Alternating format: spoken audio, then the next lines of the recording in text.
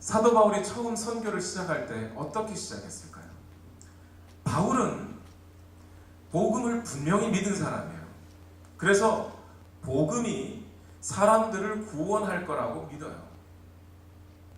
그런데 바울의 생각 속에는 한 사람이라도 더 구원할 생각은 있지만 이것으로 교회의 성도 수를 불리는 데는 관심이 없어요. 복음이 성도 사람들에게 들려져서 사람들에게 전해져서 복음을 받아들이는 순간부터 그 사람이 회복되고 구원받을 것은 믿지만, 그러나 그것을 통해서 오늘 우리 교회 성도 수가 늘어나야지라는 생각은 없어요. 선교를 할 때도 복음을 전해서 사람들이 구원받는 것을 기대는 합니다. 안 할 수가 없어요. 그게 가장 큰 목적이에요. 그런데 그것을 통해서 이 나라의 몇 퍼센트가 그리스도인이 돼야지, 이 민족의 몇 퍼센트가 그리스도인이 되는 것을 목표로 전도를 해야지, 이런 생각을 하지 않습니다.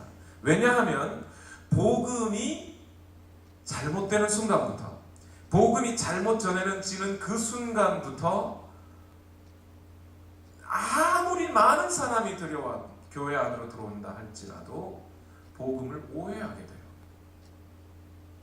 그러면 선교의 그 나라 또는 그 민족의 선교의 역사는 확 뒤집어져 버린 겁니다. 무슨 말씀인지 이해하세요? 자, 제가 여기서 김정훈 전사님부터 해서 저 뒤에 신리나 전사님까지 한 명 한 명씩 제가 한마디 한 문장을 전했어요. 정말 중요한 문장이에요. 그 센텐스를 받아들이는 사람들의 삶이 변할 것을 제가 믿어요. 그런데 이것을 단순히 이걸 어떻게든 전해서 많은 사람에게 이 문장을 전해야지 라고 생각한다면, 여러분 그 순간부터 어떻게 되겠어요? 말이 잘못돼요. 빗나가기 시작해요. 그러면 처음에 김종훈 전사님은 그 다음 사람에게 잘 전해줬더라도 잘못 빗나가기 시작한 건 그 다음 사람에게 가면서 계속해서 핀트가 어긋나게 돼요. 그러면 그때부터는 사람들이 계속해서 복음을 오해하게 되고, 복음을 오해하는 순간부터는 사람들이 자기 스스로 그리스도인이 되었다고 생각하고 예수님의 말씀에 순종하지 않아요. 그리스도인으로서 살지 않아요. 나는 구원받았다라고만 생각하죠. 진짜 구원을 받지 않았는데. 오늘 현대 교회의 문제가 여기에 있어요. 그래서 바울은 처음부터 복음을 많은 사람에게 전하는 것이 그 바울의 중심에 있는 게 아니에요. 복음을 정확하게 전하는 게 중요하죠. 복음을 있는 그대로 전하는 것이 중요해요. 그래서 바울이 고린도 교회에다가 얘기하기를, 나는 복음을 전하러 너희에게 갔을 때 두려워하고 떨었다. 왜? 너희의 믿음이 오직 성령의 능력에 근거하고 하나님의 주시는 능력에 근거하게 하기 위해서 두려워하고 떨었다는 거예요. 많은 사람이 고린도 교회의 성도가 되는 데는 두 번째 관심, 그게 관심이 전혀 없다 그러면 안 되겠죠. 그것이 관심이 있어요. 그러나 그것보다 먼저 관심이 있는 것은 복음이 정확하게 전해지는 거예요. 오늘 금요일 우리가 모였는데 제 마음속에는 추호도 우리 교회 성도들이 금요일 날 예배를 많이 나왔으면 좋겠다는 생각은 없다라고 말하면 거짓말이에요. 저는 많습니다. 솔직하게 얘기해서 우리 교회 집사님들 다 왔으면 좋겠어요. 직장이 좀 늦게 끝나시는 분들은 늦게 끝나더라도 오셨으면 좋겠어요. 늦게 끝났으니까 에이 뭐 늦어서 오늘 7시 반 예배인데 8시까지밖에 내가 교회 못 가, 그러니까 난 안 가야지, 이런 거 없었으면 좋겠어요.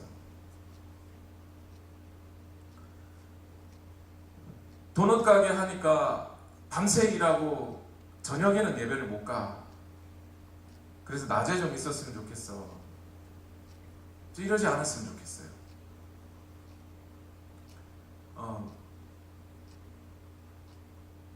참 죄송한 말씀이지만 다른 교회와 비교를 하면 참 안 되겠는데, 도넛 가게를 하시는 분들 중에 직접 자기가 베이커를 하시는 분들도 금요 예배에 많이 나오는 교회 있더라고요. 없는 게 아니더라고요. 예배가 은혜롭지 못하고 예배가 감동이 되지 않아서 내게 새 힘이 주어지지 않는 게 문제지, 예배 가는데 힘이 없는 게 문제가 아니에요. 그렇죠? 만약 제가 여기에 우리 교회 성도들을 다 우격다짐으로 금요 예배에 오게 만드는 것이 목적이라면 집사님들 집사 임명장 받기 전에 서약서를 썼을 거예요. 예배는 무조건 빠지지 말 것이며. 그러나 서약서는 안 쓰고 집사 세미나만 했죠. 예배는 꼭 참석하셔야 합니다. 안 나온다고 제가 뭐라 그러진 않아요. 제가 그러는 이유는 예배를 저 때문에 오는 것이 되지 않기를, 예배를 의무적으로 오는 것이 되지 않기를, 하나님만 보기를. 제가 그렇게 하는 순간부터 사람들의 마음속에는 의무감만 생겨요. 목사 눈에 눈도장 찍으려고 교회 예배를 봐요. 그렇게 하지 않게 하기 위해서 그 말을 하지 않는 거예요.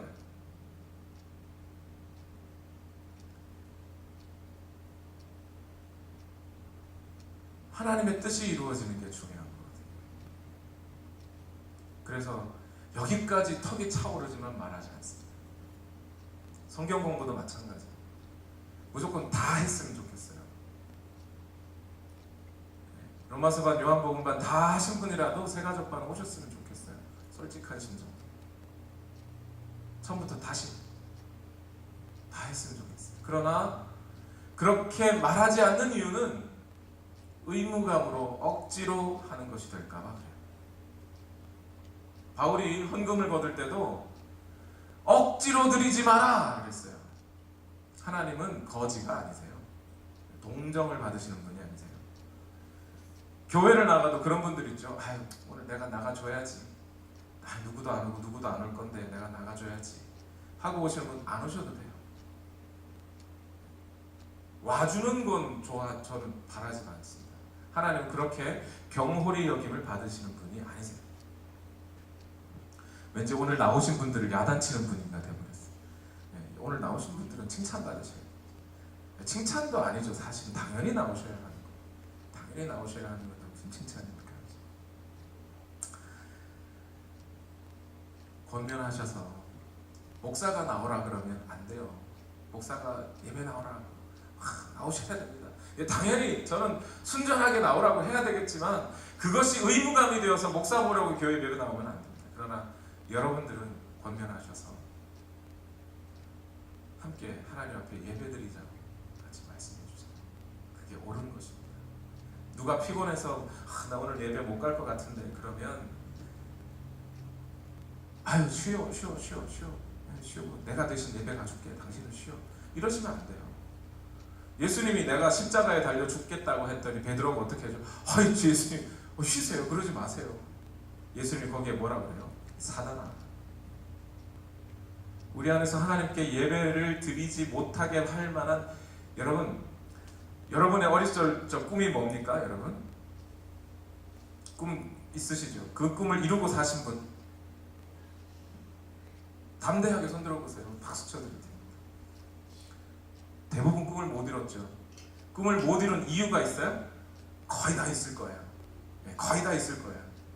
근데 그 이유들이요, 가만 앉아서 생각해 보면 한 1분에 한 수십 가지도 더 넘게 생각할 수 있는 핑계들이에요. 사실은 그렇지 않아요? 내가 이래서 애 키우느라 못했고 뭐 하느라 못했고 돈이 없어 못했고. 이 세상에 자기 꿈을 이루고 살아가는 사람들을 보면요, 그런 핑계 없어요. 그냥 한 거죠. 다 알고 보면 그냥 앉아서 생각만 해도 뭐 몇 수십 가지는 떠오를 만한 그 핑계를 가지고 우리는 꿈을 이루지 못했다고 핑계를 대요. 예배도요, 여러분, 예배도 안 나올 만하면 하면요 핑계는 엄청나게 많습니다. 잔디가 있어서 잔디에 잡풀을 뽑아야 될 것 같아가지고 돌아다니면서 제가 잡풀을 찾아봤어요. 우리 교회 잔디밭에 왜 그렇게 잡초가 많은지요? 한국 사람들 입장에서는 이것도 약초고 저것도 약초예요. 그쵸? 진달래도 캐먹어야 되고 민들레도 캐먹어야 되겠고, 그죠? 근데 여러분, 만약 잡초로 보기 시작하면 인삼을 심어놔도 거긴 잡초예요. 그 인삼을 뽑아내야 돼요. 오늘 우리가 하나님 앞에 예배를 드리려고만 하면 모든 것이 다 뒤로 물러설 수 있어요. 그 하나님이 어떤 분이신데요? 하나님이 예배받기에 당연하신 분이신데요, 합당하신 분이신데요, 예배를 안 드릴 수 없는 분인데 그 하나님을 우리가 실제로 눈으로 보고 경험하고 만질 수만 있다면 그 하나님 앞에 무릎 꿇지 않을 수 없는데, 아니 그 하나님 앞에 감히 눈을 들고 대꾸도 할 수 없는 분이 하나님이신데 예배를 드리지 않으려고 하는 핑계를 찾아보세요. 수십 가지, 수백 가지가 나옵니다. 얼마든지 나와요. 저도 나오기 싫을 때가 있는데, 목사도 그런데요. 그러나 그것들을 다 이기고 뒤로 하고 하나님께 예배드려요.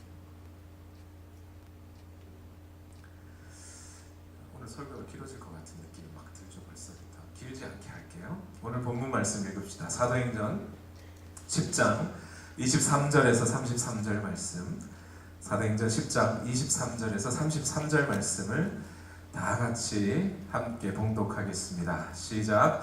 베드로는 그들을 불러들여서 묻게 하였다. 이튿날 베드로는 일어나서 그들과 함께 떠났는데 요파에 있는 신도 몇 사람도 그와 함께 갔다. 그 다음날 베드로는 가이사랴에 들어갔다. 고넬료는 자기 친척들과 가까운 친구들을 불러놓고 그들을 기다리고 있다가 베드로가 들어오니 마중 나와서 그의 발 앞에 엎드려서 절을 하였다. 그러자 베드로는 일어나십시오, 나도 역시 사람입니다 하고 말하면서 그를 일으켜 세웠다. 그리고 베드로는 고넬료와 말하면서 집 안으로 들어가서 많은 사람이 모여있는 것을 보고 그들에게 말하였다. 유대 사람으로서 이방 사람과 사귀거나 가까이 하는 일이 불법이라는 것은 여러분도 아십니다. 그런데 하나님께서는 나에게 사람을 속되다거나 부정하다거나 하지 말라고 지시하셨습니다. 그래서 여러분이 나를 부르러 사람들을 보냈을 때에 반대하지 않고 왔습니다. 그런데 묻고 싶은 것이 있습니다. 무슨 일로 나를 오라고 하셨습니까? 고넬료가 대답하였다. 나흘 전 이맘때쯤에 내가 집에서 오후 3시에 드리는 기도를 하고 있었습니다. 그런데 갑자기 어떤 사람이 눈부신 옷을 입고 내 앞에 서서 말하기를, 고넬료야, 하나님께서 내 기도를 들으시고 내 자선 행위를 기억하고 계신다. 요바로 사람을 보내어 베드로라고도 하는 시몬을 불러오너라. 그는 바닷가에 있는 무두장이 시몬의 집에 묵고 있다 하였습니다. 그래서 나는 곧 당신에게 사람을 보냈던 것입니다. 그런데 이렇게 와주시니 고맙습니다. 지금 우리는 주님께서 당신에게 지시하신 모든 말씀을 들으려고 다 같이 하나님 앞에 모여 있습니다. 아멘. 말씀 읽기 전에 여러분과 체크했던 거 3가지입니다. 사실은요. 정리하면 첫 번째, 경건의 시간을 꼭 가지시라는 것. 두 번째, 예배에 빠지지 마시고 더 많이 참석하시라는 것. 세 번째는 우리 특히 자모들을 위해서 말씀을 드렸습니다. 아기가 울어도 괜찮습니다. 앉아서 여기 들어오셔서 예배 드리십시오. 우리 집사님들, 또 다른 성도님들, 사역자들, 오히려 여러분들이 예배를 드리는 것을 도우면 도왔지 뭐라고 하지 않을 겁니다. 그렇죠? 왜냐하면 자모들을 보면 아이들 때문에 어쩔 수 없이 자모실로 가야 돼요. 근데 자모실에 앉으면 말씀이 들어지느냐? 안 들어져요. 안 들어옵니다. 잘. 아이들 뭐 젖주고 뭐 기저귀 갈아붙이고 하다 보면 힘들어져요. 우리 남편 되시는 분들도 얘기하셔서 데리고 오세요. 조금 힘들어도 괜찮아요. 아이가 예배의 방해자가 되느냐, 오히려 예배를 성공할 수 있는 디딤돌이 되느냐는 부모의 태도에 달려있어요. 아이 때문에 예배를 못 드려 이러면 아이는 내가 하나님께 드릴 예배의 방해자가 되는 거죠. 그러나 그 아이 덕분에 더 내가 하나님께 매달리게 되었다, 그래서 하나님을 더 의지하게 되었다 하면 그것은 그 아이가 그 예배를 드리는데 오히려 우리의 촉매제가 되는 겁니다. 부모의 태도에 달려있어요. 자, 여러분께 이제 말씀을 시작합니다. 잔소리만. 그래도 은혜가 되신 줄로 믿습니다. 예. 여러분에게 복음이 있으십니까? 복음이. 여러분 복음을 소유하셨습니까? 복음이 여러분의 삶에 살아 있으십니까? 복음이 살아 있느냐고 묻는 것 자체가 문제입니다. 복음은 원래부터 살아 있는 겁니다. 움직이는 거예요. 가만히 있는 게 아니에요. 죽은 게 아니에요. 복음은 한 자리에 가만히 있지 않고 민족과 나라, 전통과 문화 등의 경계선을 넘어서 번져나가고 퍼져나가는 특성을 가진 것이 복음이에요. 복음 그 자체에 그런 능력이 있어요. 복음 그 자체가 살아있어요. 복음은 요약하면 몇 개의 문장으로 요약할 수 있는 것이죠. 그렇게 하나님이 복음을 우리에게 주신 이유는 복음을 누구나 쉽게 받아들이라고, 글을 읽을 줄 아는 사람이든 모르는 사람이든 그 복음의 사실을 우리가 받아들일 수 있게 하기 위하여 복음을 몇 개의 문장으로 요약할 수 있도록 하나님이 만들어 주셨을 뿐이지, 복음이라고 하는 것 자체는 단순히 몇 개의 문장으로만 해석될 수 있는 건 아니에요. 복음은 그리스도인의 삶 속에 살아서 역사하고 움직이고 활동하는 게 복음이에요. 그래서 그리스도인이라고 하는 사람은 이 살아있는 능력의 복음을 소유한 사람, 그래서 자기 자신은 죽고 그 복음을 인하여 예수 그리스도로 살아가는 사람, 그 사람들을 그리스도인이라 하는 거예요. 다시 여러분께 물을게요. 여러분 복음이 있으십니까? 여러분에게? 네, 만약 여기서 겸손하다는 태도로 아이 목사님 내가 그만한 인간도 되지 않습니다. 내가 그만한 깜냥도 되지 않습니다 하면서 에이 제게 무슨 복음이, 이렇게 얘기하는 순간 여러분은 뭐가 아니에요? 그리스도인이 아닌 거예요. 구원받은 사람이 아닌 게 되는 거예요. 그것이야말로 자존심이고 그것이야말로 교만이에요. 복음이 살아있느냐, 복음이 있느냐라는 질문에 정직하게 나 자신에게 묻고, 오늘 내게 복음이 살아있다, 내가 예수 그리스도를 믿는다, 예수 그리스도를 주와 구세주로 받아들였다고 인정된다면 당장에 예스 할 수 있어야 돼요. 그게 복음을 가진 사람들이에요. 하나님의 뜻은 이 복음이 어느 한 민족, 어느 한 개인, 어느 한 가정에만 머물러 있지 아니하고 복음이 전 세계 열방을 향하여 펼쳐져 가기를 바라는 것이 하나님의 뜻이에요.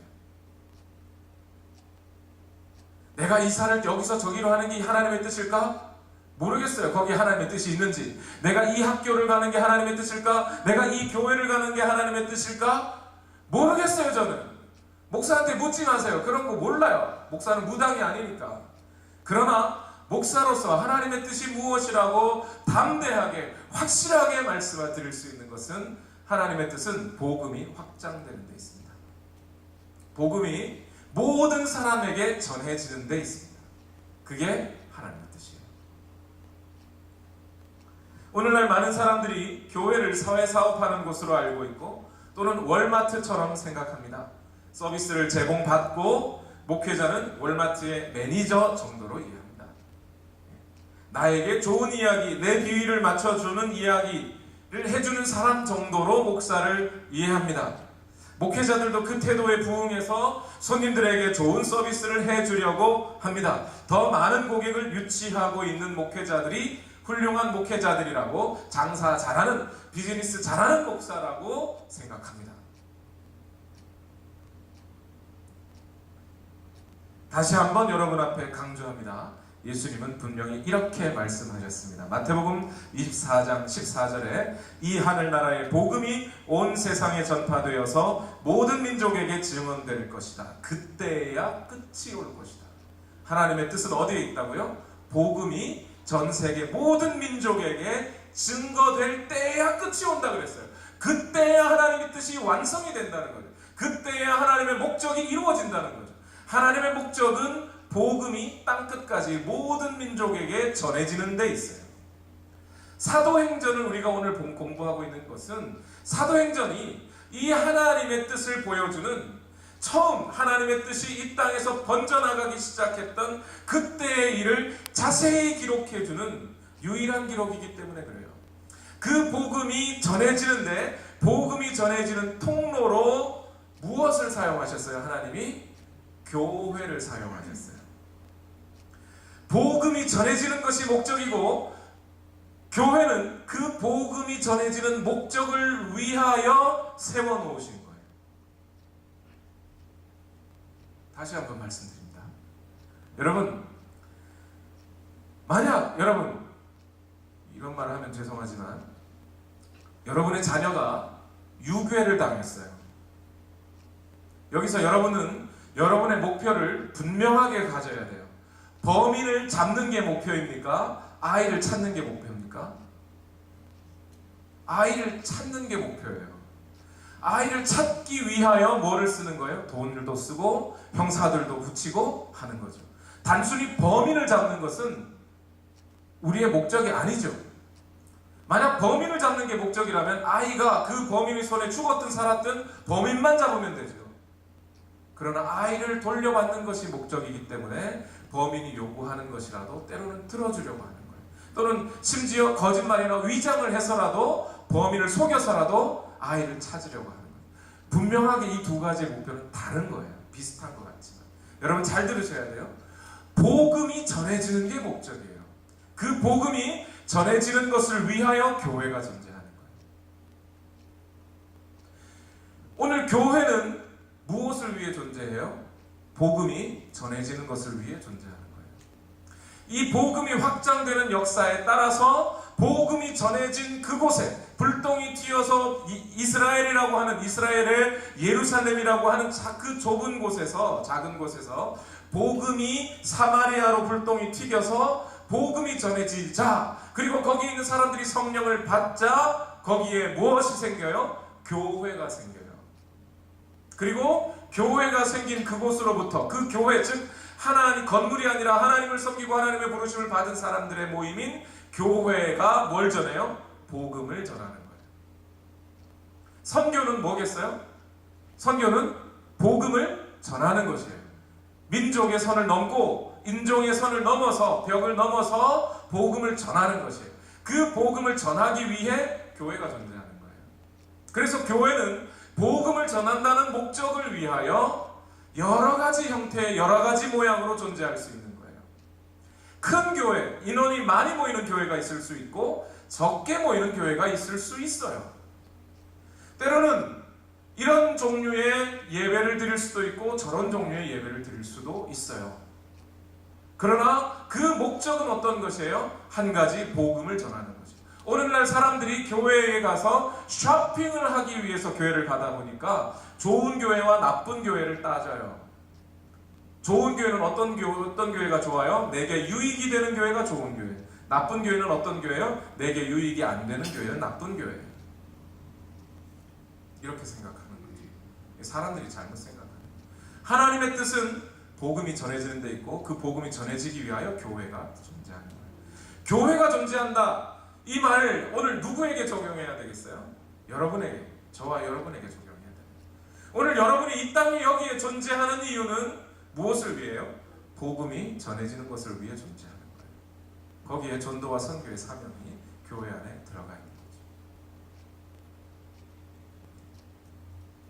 오늘 사도행전 10장이라고 하는 20장 23절에서 33절을 읽었는데 오늘 10장 23절에서 33절은 이 복음이 어떻게 한 사람에게서 다른 사람에게로, 한 민족에게서 전혀 다른 또 다른 민족에게로 전해지게 되었는가를 보여주고 있어요. 만약 이것을 단순히 베드로 개인의 특별한 경험, 고넬료 개인의 특별한 경험으로 따져놓고 생각한다고 하면 우리와는 관계없지요. 그러나 이것이 복음이 전해진 것이라고 생각한다면 이것은 우리와 매우 밀접한 관계가 있습니다. 여러분은 이 과정을 통해서 복음을 들으셨기 때문에 오늘 여러분 안에 복음이 있다면, 그 복음이 살아 숨쉬고 있다면 그것은 오늘 여러분들이 사도행전 10장에서 보고 있는 민족에서 민족이라고 하는 벽을 넘어서 복음이 넘어온 이 과정을 통하여 오늘 복음을 받아들였다는 거예요. 이제 오늘 우리에게 주어진 복음은 다시 우리와 같은 민족에게도 또는 다른 민족에게도 복음이 전해져야 하는데 하나님은 똑같이 이런 비슷한 과정들을 겪게 하신다는 겁니다. 이 과정에서, 복음이 전해지는 과정에서 특별히 하나님께서 만나게 하신 두 사람이 있어요. 누구와 누구죠? 베드로와 고넬료라는 사람입니다. 베드로와 고넬료는 두 가지 공통되는 특징을 가진 사람들이에요. 첫 번째는 기도하는 사람들이었다는 점, 두 번째는 지난주 말미에 말씀드렸다시피 순종하는 사람들이었다는 거예요. 기도를 통해서는 하나님의 뜻이 무엇인지를 발견하는 겁니다. 고넬료에게는, 고넬료가 기도하던 중에 누가 나타나요? 천사가 나타나 하나님의 음성을 들려줍니다. 하나님의 메시지, 하나님의 명령을 전해줘요. 베드로는 기도하는 중에 뭘 봐요? 첫 번째 환상을 봅니다. 그리고 그 환상 중에 주의 음성을 듣게 되고, 그리고 그 음성을 들은 다음 깨어나서 대체 나에게 이 부정하고 더러운 동물들을 먹으라고 하는 이 주의 음성이 대체 무슨 뜻인가 고민하고 갈등하는 그 순간에 성령께서 그에게 강력하게 감동을 허락하셔서 이것이 바로 이방인들에게 복음을 전해도 된다는 하나님의 뜻이로구나 하는 어렴풋한 깨달음이 그에게 주어지기 시작합니다. 즉, 기도라고 하는 것을 통해서 하나님의 뜻을 발견해가요. 하나님은 기도하는 사람과 일하십니다. 좀 더 강조하여 말씀드리면 하나님은 기도하는 사람과만 일하십니다. 여러분, 이걸 놓치지 마세요. 오늘 여러분들이 여러분의 가정에, 여러분들의 자녀에게, 남편에게 뭔가 큰 변화가 일어나기를 원하고 복음이 그들에게 전해지기를 원하고 그들이 다시 살아나기를 원한다면 여러분 뭐 하셔야 돼요? 기도하셔야 돼요. 기도하지 않고 그런 일이 일어날 수 없습니다. 기도 외에는 이런 유가 나갈 수 없느니라. 예수님의 말씀입니다. 두 번째로 하나님의 뜻이 이루어지기 위해서는 기도만 한 것으로 끝나지는 않아요. 그 다음에 뭐가 반드시 따라와요? 순종이라는 게 따라옵니다. 오늘 사도행전 10장 23절에서 33절은 제가 이렇게 서론을 길게 빼는 이유가 있어요. 오늘 사도행전 10장 23절에서 33절에 말씀이 바로 뭔 뜻이냐면 복음이 한 민족에서 다른 민족으로 전해져 가는데 하나님께서는 두 사람을 쓰셨고 그 두 사람의 가장 큰 특징은 기도와 순종이었다는 거고, 이 순종이라는 것을 통해 하나님의 역사는 흘러서 넘어갔다는 거예요. 민족의 경계를, 지역의 경계를, 사람들의 선입견이라는 경계를 넘어갔다는 거예요. 복음이 그렇게 넘어갈 수 있었던 유일한 통로는 사람들의 기도와 순종이라는 겁니다. 오늘 여러분들이 복음이 전해지는 통로인 교회로서 제대로 여러분들이 교회로서의 기능을 할 수 있게 하기 위하여 오늘 저와 여러분에게 가장 필요한 것이 첫 번째는 기도요, 두 번째는 뭐예요? 순종이라는 거예요. 그런데 이렇게 여러분에게 말씀드리는 이유는, 자꾸 이렇게 이 서론을 길게 빼가면서 얘기하는 이유는 순종을 오늘날 많은 사람들이 순종을 하지 않는다는 게 문제예요. 특히 미국에 살고 있습니다. 미국은 옛날부터 독립이라고 하는 것, 자기 홀로, 자기 결정하에 자기 행동을 자기가 책임지고 살아가야 한다는 가치관이 몸에 밴 나라예요. 그런데 여러분, 이 웃긴 게 뭔지 아십니까? 여러분, 이 얘기를 너무 나쁘게 듣지는 말아주십시오. 한국 사람들은 미국의 독립정신을 잘못 이해해요. 미국의 독립정신은 비교적 괜찮은 거예요. 내가 내 행동을, 내가 나의 목적과 꿈을 내가 결정하고 내가 선택하고 거기에 대한 책임도 내가 진다는 거예요. 그 일을 위해서 다른 사람에게 피해를 끼치지 않겠다는 게 독립입니다. 독립정신이에요. 사실 이 미국의 독립정신이 세워지기에 많은 공을 세워준 것이 침례교회예요. 침례교회는 개교회주의지요. 개교회는 하나님과의 관계를 맺음에 있어서 나라가, 정부가 우리 교회의 결정을 개입할 수 없다. 심지어 신부라 할지라도, 로마 카톨릭이라 할지라도, 영국 국교회라 할지라도 오늘 미국에 있는 이 한 교회가 하나님과의 관계에서 어떤 결정을 내릴 때 영국 국교회가 어떤 간섭을 할 수 없다라고 생각하고 교회를 세워나간 사람들이 침례교회 사람들이에요. 성경적인 생각이에요. 맞는 생각이에요. 그런데 오늘날 한국 사람들이 미국의 독립정신을 잘못 이해하는 것은 내 맘대로 라고 생각하는 게 문제다. 다른 사람들의 자유를, 다른 사람들의 독립을 방해하지 않기 위하여 때로는 나의 의사결정을 숙일 줄 아는 것, 이것이 미국의 독립정신이에요. 근데 나는 한국 사람들은, 오늘날 미국 사람들이 내 마음대로 해도 되는 것이 독립정신이라고 생각하는 것. 그렇지 않습니다. 그래서 그런지 오늘날 목회자들이 순종을 이야기하면 저 목사가 우격다짐으로 사람들을 어떻게 얽어매가지고 어떻게 해보려고, 자기 돈 벌려고 하는 수단이라고 받아들이는 것 같아요. 사도 바울은 자기 자신이 사도의 삶을 선택하고 살아가게 된 목적 중에 한 가지를 뭐라고 얘기하냐면, 로마서 1장에 내가 사도가 되었다. 내가 사도가 된 목적은 뭐냐면, 많은 사람들로 하여금 믿음의 순종을 하게 하기 위함이다 라고 설명해요. 성경은 대부분 순종의 이야기입니다.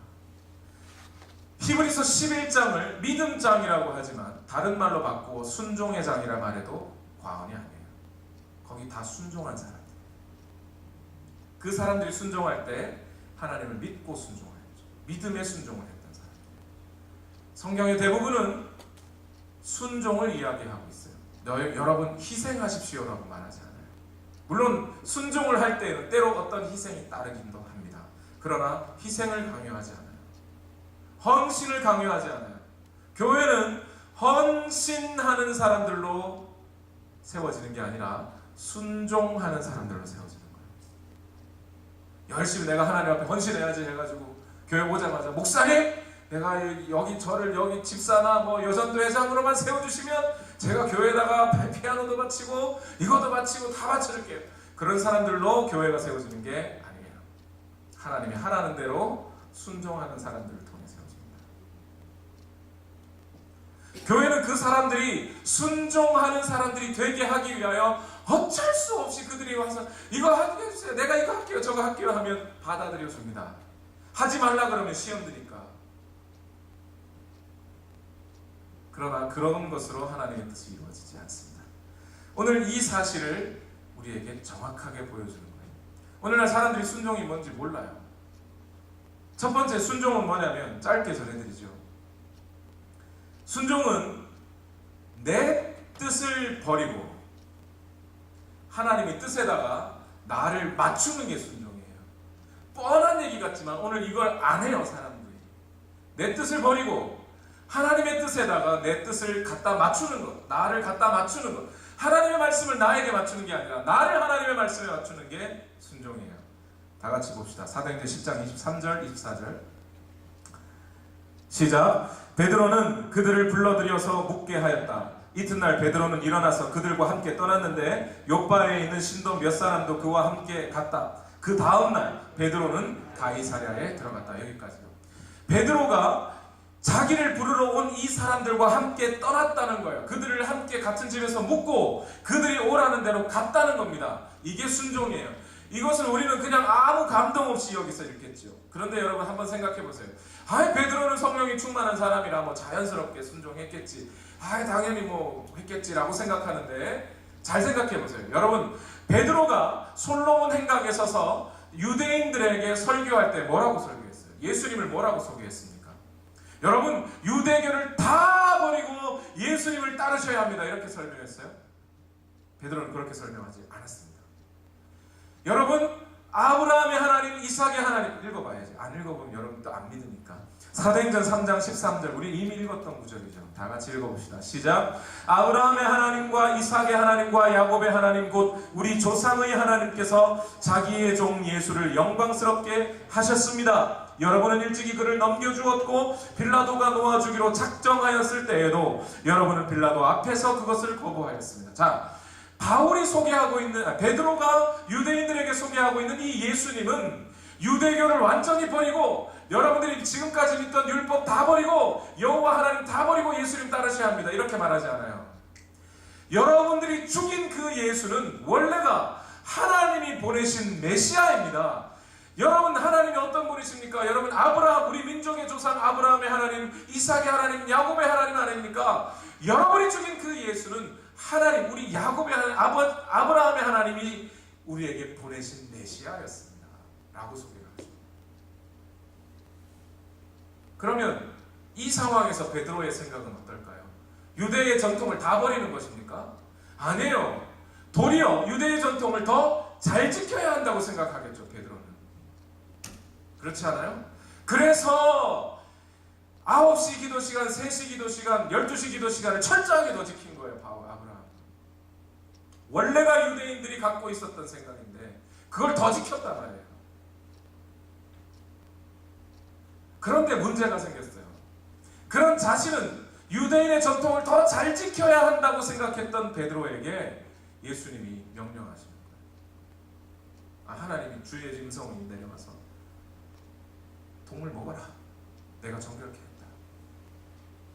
심각해지는 거죠. 그때부터. 베드로의 뜻은 전통을 더 잘 지키는 것이에요. 그런데 하나님의 뜻은 그 전통도 하나님의 뜻 앞에 굴복하는 게 하나님의 뜻이에요. 자, 이때 베드로는 어떤 선택을 해야 됩니까? 이 사람들과 함께 이방인의 손을 잡고 이방인이 사는 집으로 가고 있는 이 베드로의 마음은 어떨까요? 오늘 사도행전 10장 28절 29절을 읽어봅시다. 다같이 시작. 그들에게 말하였다. 유대 사람으로서 이방 사람과 사귀거나 가까이 하는 일이 불법이라는 것을 여러분도 아십니다. 그런데 하나님께서는 나에게 사람을 속되다거나 부정하다거나 하지 말라고 지시하셨습니다. 그래서 여러분이 나를 부르러 사람들을 보냈을 때에 반대하지 않고 왔습니다. 잘 보세요. 베드로는 엄마, 하나님께서 보여주신 대로 벌써 사람들이 오셨네. 이야, 신기하네. 이야, 이거 보니까 하나님의 뜻이야. 이런 생각이 아니에요, 지금. 베드로에게 이미 하나님의 성령이 감동을 하셨어요. 베드로는 이미 이렇게 내가 지금 이방인의 집에 들어가는 것이 바로 엊그제 낮에 하나님께서 내게 보자기 속에서 동물을 먹으라고 하시는 것의 의미가 이것이구나. 이방인들의 집에 들어가 이방인들과 함께 교제해도 된다고 말씀하시는 것이구나. 그들에게도 복음을 전해줘야 한다고 하시는 것이구나를 알고, 비록 내 전통은, 내 생각은 이 사람들과 만나 이야기하는 불법이지만 하는 거예요. 자, 이때 베드로의 마음에 이방인들과 함께 교제하여 내가 어떻게 될 것을 염려합니까? 하지 않아요. 그 결과를 예측합니까? 하지 않아요. 오늘날 사람들이 순종하십시오 그러면 순종해 목사님이 그러잖아. 순종하면 복 받을게요. 이건 순종이 아니에요. 믿음의 순종은 그렇게 하는 게 아니에요. 복 받을 줄 알고 순종한 사람 성경에 있으면 나와보세요. 있으면 나와보세요. 그게 믿음의 순종이라고 한 구절이 있으면 나와보세요. 아브라함이 믿음의 조상입니다. 왜 믿음의 조상이에요? 결과를 알지 못하고 움직이니까 순종이에요. 그리고 그래서 믿음의 조상이에요. 요셉이 이집트의 국무총리가 될 줄 알고 무덤에 거기 우물가에 들어갔어요? 그러지 않아요. 그럴 줄 알고 보디발의 아내로부터 도망간 겁니까? 아니에요. 에녹이 하나님에 들려 하늘나라로 들려 올라갈 것을 알고 동행했습니까? 결과를 알고 예측하고 복 받을 줄 알고 이거 순종하면 복 받을게요 하면서 복 순종한 사람 성경에 없습니다.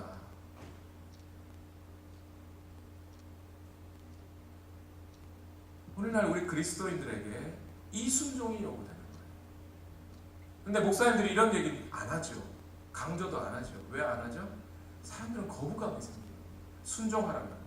내 뜻이 아닌데, 나는 그러고 싶지 않은데 해야 된다고 하면 윽박 지르는 것 같고 이성적이지 않은 것 같고 멋있어 보이지 않아요. 목사들도 멋진 거 따집니다. 목사들도 멋있는 목사 되고 싶어 해요. 진짜로요. 야, 그 목사님 너무 멋있어. 말씀 너무 좋아. 그런 얘기 듣고 싶어요. 저도 듣고 싶어요. 그런데 하나님의 말씀은 너무 멋있어라는 말씀이 아니에요. 하나님이 아브라함에게 하신 말씀은 야, 저기 내가 지시하는 땅으로 가라. 하나님 좀 멋있게 얘기를 해주셔야죠. 그나마 해주신다는 말씀이 100살 다 돼가는 할머니한테 아들이 있을 거라고 말도 안 되는 뻥을 치시고, 그게 하나님의 말씀. 인간의 상식으로 도저히 받아들일 수 없는 게 복음이에요.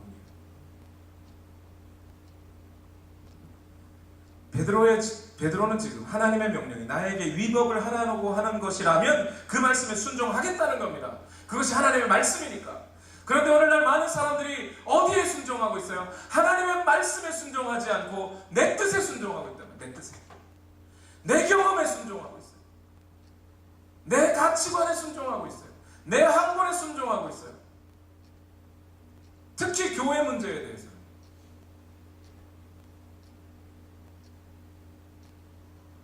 제가 지난 2년 반 동안 성도님들과 대화하면서 제일 많이 들은 말이 뭔지 아세요? 목사님, 교회는 이래야 되는 거 아니에요? 교회는 이래야 되는 거 아니에요? 제가 제일 많이 들어본 권면은 뭐냐면, 목사님, 이래야 교회가 부흥합니다. 예, 진짜요. 교회는 성도들이 가면 이렇게 대해줘야 되는 거 아니에요? 교회는 이렇게 사람들을 이렇게 해줘야 되는 게 교회 아니에요? 교회는 사랑해야 되는 거 아니에요?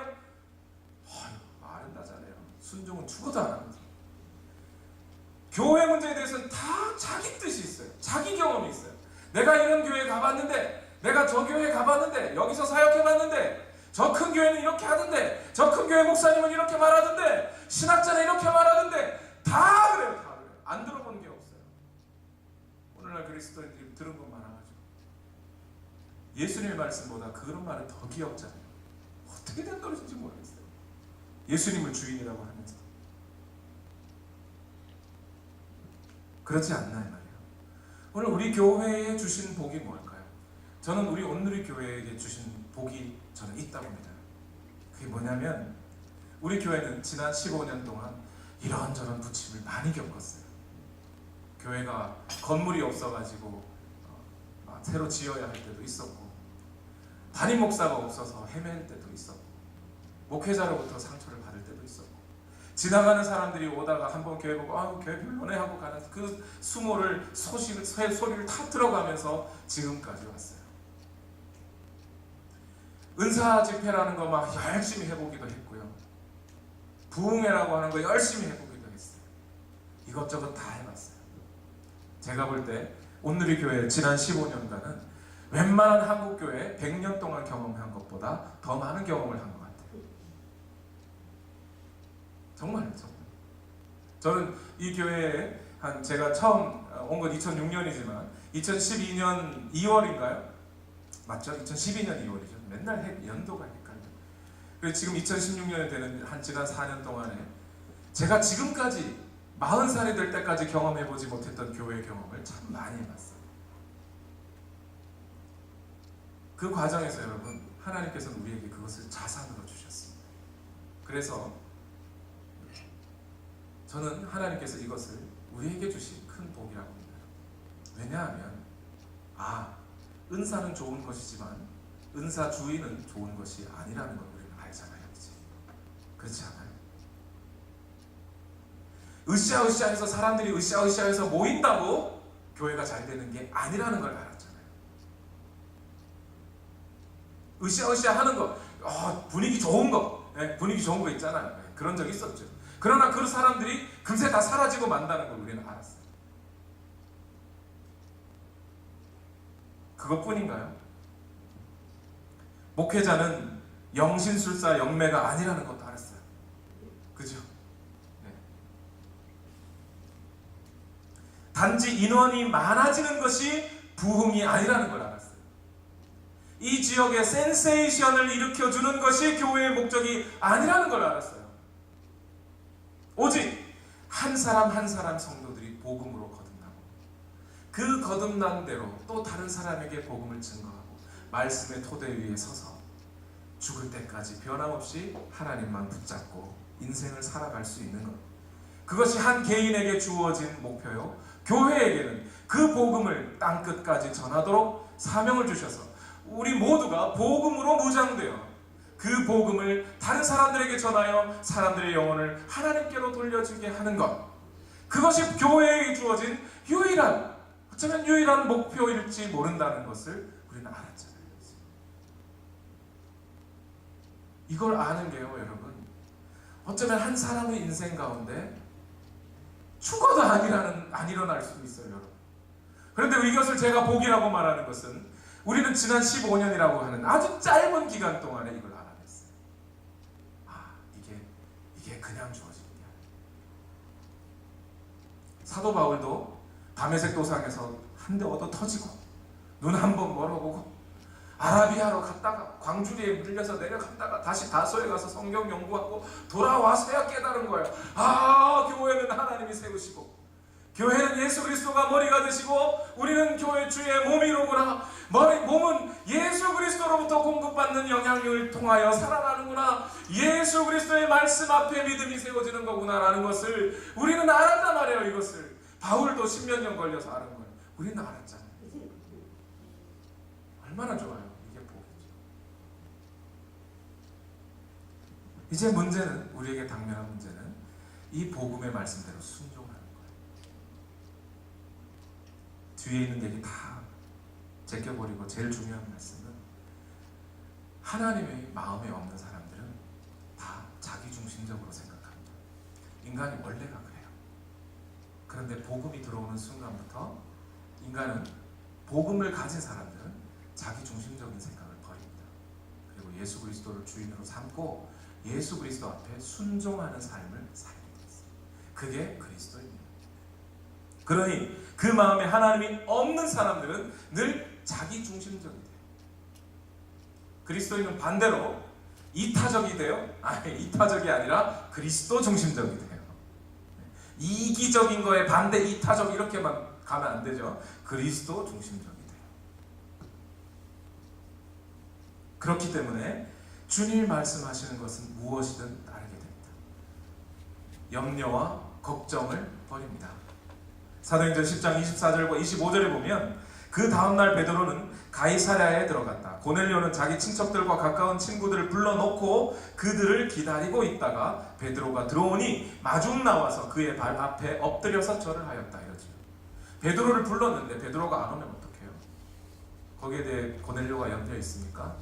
염려하지 않아요. 자기에게 주신 말씀이 하나님의 말씀이기 때문에 염려 없이 순종하는 거예요. 그게 순종이에요. 이게 두 번째. 첫 번째는 내 뜻 버리고 순종하는 거고요. 두 번째는 염려를 버리고 순종하는 거예요. 세 번째는 뭐냐면 자존심을 버리고 순종하는 겁니다. 지금 고넬료가 베드로가 올 때 베드로에게 무릎을 꿇어요. 그리고 엎드려서 절을 합니다. 이게 누구예요? 유대인이에요. 지금 절하는 사람은 누구예요? 로마의 백부장이에요. 관리예요. 관리가 일개 총각은 아닐 수 있겠군요. 베드로가 젊은 청년, 아직 베드로는 청년이에요. 40 안 됐을 가능성이 매우 높아요. 그 베드로에게 무릎을 꿇고 엎드려 절을 하는 겁니다. 자존심을 완전히 내려진 거죠. 나아만도 자존심을 버려놓고 순종할 때에서야 몸의 치료를 받았어요. 큰 교회 다니다가 작은 교회 오는 사람들 대부분 뭘 갖고 있어요? 자존심이 있어요. 그래서 작은 교회 목사님이 뭐라고 그러면 안 들어요. 목사님 이렇게 해야 그 교회가 커집니다. 내가 지난 10년 동안 저 10,000명짜리 교회 다녀봤는데 이럽니다. 저는 그런 분들에게 할 말이 있어요. 저도 한 3만 명 되는 교회 풀타임 사역적으로 몇 년, 10몇 년 다니면서 몇 년을 풀타임 사역적으로 다 일해봤습니다. 저도 말할 수 있어요. 자존심 세우는 겁니다. 그렇게 세워진 게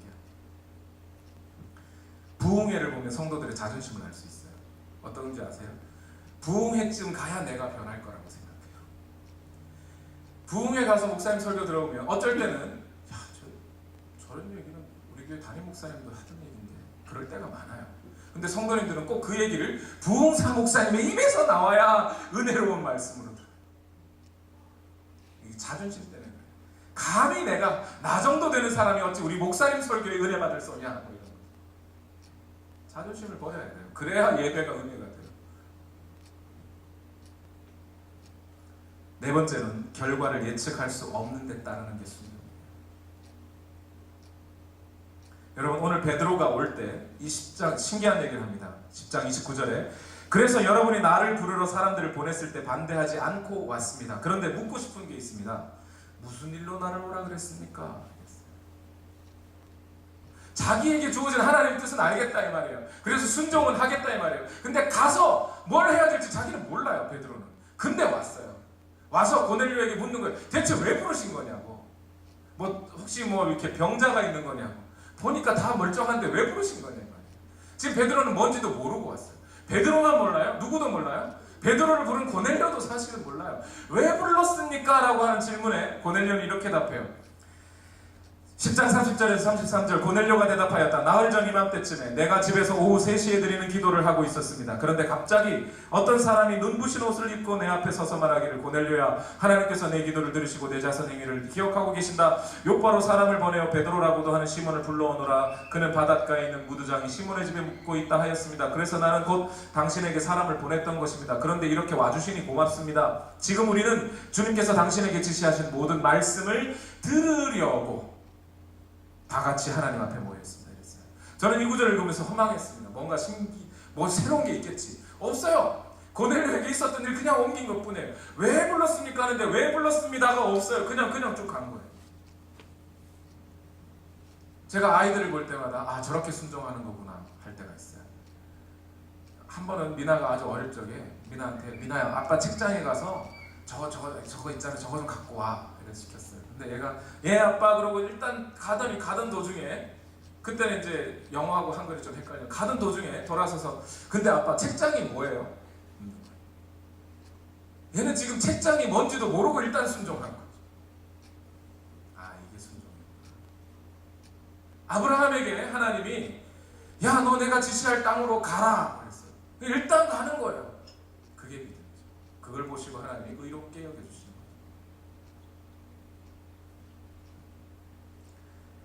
말씀을 마무리하겠습니다. 여러분 저도 오늘의 교회 올 때 하나님께서 어떤 목회적인 비전을 오늘의 교회에 주신지 모르고 왔어요. 제가 스스로 오늘의 교회는 이런 교회를 만들어야지 라고 생각하지 한 적이 한 번도 없습니다. 여러분들도 아시다시피 그냥 왔어요. 하나님의 뜻인가 보다 하고 왔어요. 거기 가면 하나님 제 먹고 살 정도는 되게 해주시겠지요? 물어본 적도 없고 그게 가는 게 맞는가 보다 싶어서 왔어요. 제가 다른 선택을 할 수도 있었습니다. 그리고 또 지금은 목회를 하면서 앞으로 우리 온누리 교회에 하나님이 어떤 역사를 일으키실지 또 어떤 하나님의 뜻이 있어서 우리 온누리 교회를 여기다 세웠는지 저는 몰라요. 묻지 마세요. 저는 몰라요. 목회하는 거예요. 하나님 하라는 대로 그냥 하는 거예요. 그런데 여러분 이것이 맞지 않습니까? 우리가 이미 알고 결과를 예측하고 복받을 줄 뻔히 알고 이거 복받은다니까 순종해주는 그건 가짜죠. 그러나 오늘 우리가 하나님의 말씀 앞에 예배하라 하신 말씀 앞에 비록 예배 드릴 수 없는 수만 가지 조건과 이유들은 있지만 하나님 앞에 예배하고 기도하라 라고 하시는 말씀 앞에 쉬지 말고 기도할 수 없는 수만 가지 이유들이 있는 중에 기도할 때 바로 그때 하나님의 역사가 이루어지는 겁니다. 하나님의 뜻이 이루어지는 거예요. 순종하는 자에게 하나님의 뜻이 이루어지는 거예요. 누구처럼요? 예수님처럼. 지상 최고의 순종의 모습은 예수님이 보여주지 않았습니까? 내 뜻대로 마옵시고 아버지의 뜻대로 하옵소서. 이 지상 최고의 순종 아닌가요? 내 뜻을 버릴 때, 자존심 버릴 때, 조물주이신 예수님이 피조물에게 죽는 이 자존심 예수님이 버리시는 거죠. 결과를 예측할 수가 없어요. 예수님은 다 아시고 십자가에 달려 죽으신 후에 부활할 걸 다 아시겠지. 예, 물론 아시겠죠. 그러나 예수님이 십자가상에서 뭐라고 얘기하셨어요? 아버지도 나를 버리시는 겁니까?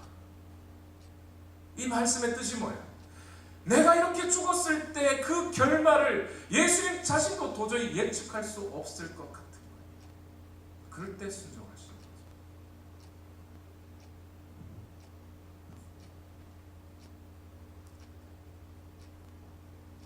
여러분, 제가 이렇게 설교했다고 해서 여러분 당장 오늘이라도 목사님 뭐라고 하든지 내가 무조건 다 듣고 그렇게 하라는 게 아니에요. 순종의 비결은 어디서 오는 겁니까? 성령 충만에서 와요. 성령 충만한 사람들은요, 자동으로 아주 자연스럽게 예수 그리스도를 주로 모시기 때문에 자기 뜻을 버리고 자기 감정을 버리고 염려와 걱정도 버리고 자존심도 버리고 따르게 돼 있어요. 우리 다 같이 기도합시다.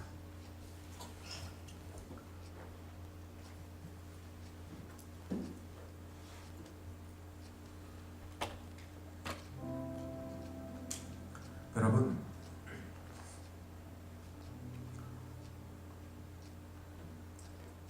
하나님의 말씀은 순종하라고 우격다짐으로 억지로 하는 게 아니에요. 하나님께서 오늘 우리에게 명령하시는 것이 뭡니까? 명령은 곧 영생이라 하셨어요. 오늘 여러분들은 영생을 명령으로 주시는 거예요. 사랑을 명령으로 주시는 거예요. 거룩함을 명령으로 주시는 거예요. 그러니 그것을 받아들이는 자는 순종함과 동시에 우리에게 영생이 주어지고 사랑이 주어지고 거룩함이 주어지는 거예요. 좋은 것을 주려고 하시는 거예요. 이것저것 다 버리고 하나님의 말씀에만 집중하고 따르는 것, 그게 순종이에요. 그게 믿음이에요, 여러분. 오늘 여러분 안에 이 순종이 있으시기를 바랍니다. 저는 여러분들이 제 말에 순종하기를 바라지 않습니다. 하나님의 말씀에 순종하기를 바랍니다. 그러기 위해서 하나님의 말씀을 읽어야 하는 거예요. 하나님이 오늘 내게 하시는 말씀이 무엇인지 들어야 하는 거예요. 그 귀를 열어야 하는 거예요. 그러나 오늘 그 귀가 열리려면, 오늘 귀가 열려 순종하려면 성령으로 충만하셔야 돼요. 그러니 오늘 여러분의, 오늘 우리의 기도 제목은 한 가지일 수밖에 없는 겁니다. 그 한 가지 기도 제목은 주여 내게 성령의 충만함을 주십시오. 성령 충만해야, 그래서 이 성령의 능력을 얻어야, 이 성령께서 우리로 하여금 순종하게 하시는 이 감동을 얻어야 비로소 우리는 주의 도구가 되고 의의 도구가 되어 주 예수 그리스도의 증인 되고 땅 끝까지 이르러 주의 증인이 될 수 있는 겁니다.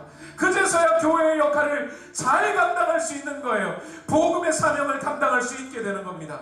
우리 다 같이 오늘 이 시간 기도할 때에, 오늘 이 시간 이 찬양을 우리 하나님 앞에 뜨겁게 찬송하고 기도합시다. 우리 다 같이 늘 우리 금요 예배 때마다 함께 부르시는 찬송, 성령이여 임하소서. 메마른 나의 심령 위에 주님의 은혜의 단비가 내려 날 흠뻑 적시어 주옵소서. 메마른 영혼을 가지고는 순종 못합니다. 거부감만 듭니다. 반감만 듭니다. 그러나 오늘 성령께서 우리에게 은혜의 단비를 내려주시고 내 마음을 흠뻑 적셔 주실 때에, 우리에게 은혜가 충만할 때 우리는 성령의 능력으로 순종하게 됩니다. 우리 소망을 가지고 우리 다 같이 이 찬양을 뜨겁게 부르시고 찬송하고 기도하겠습니다. 성령이여 임하소서. 내 마른 나의 심령 위에 주님의 은혜의 단비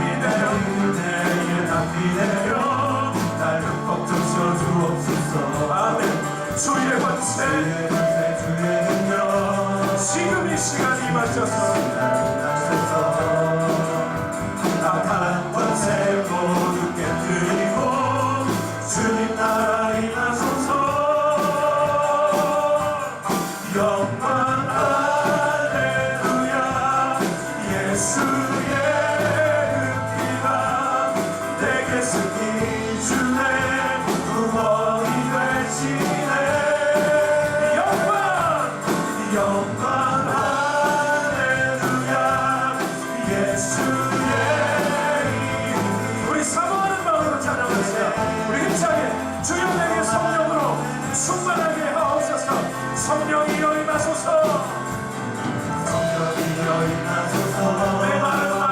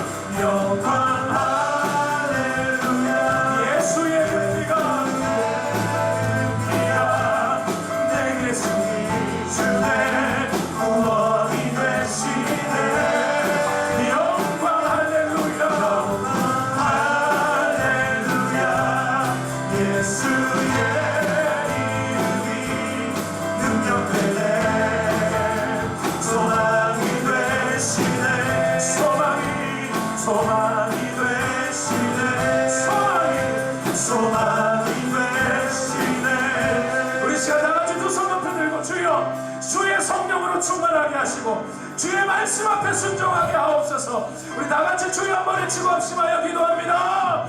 주여, 살아계신 아버지 하나님, 오늘도 하나님의 영으로 우리를 충만하게 하옵소서. 성령이 충만한 때로가 주의 말씀에 순종할 때에 하나님의 놀라운 역사가 일어난 같이 오늘 우리에게 하나님의 역사가 이루어지기를 원합니다. 오늘 우리의 삶에, 우리 오늘의 교회에, 우리 각 가정 위에, 각 개인 위에 하나님의 영이 임하시고 하나님의 뜻이 임하시기를 원합니다. 하나님의 말씀이 이루어지기를 원합니다.